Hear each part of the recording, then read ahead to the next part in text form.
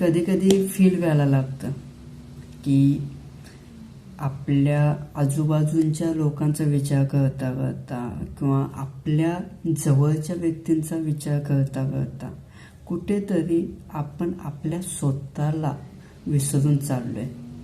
बरोबर आहे ना?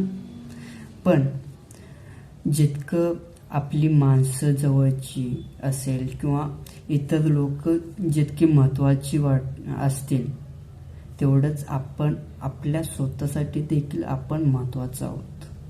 थोडंसं, जास्त मी म्हणणार नाही, पण थोडंसं आपल्याला काय पडतंय किंवा आपल्याला काय करायचं आहे किंवा आपल्याला आपलं विचार कसे आहेत किंवा आपलं विचार दुसऱ्यांपर्यंत कशा पद्धतीने पोचवता येईल याचा विचार केला तर कदाचित चांगलं वाटतं, बरं वाटतं.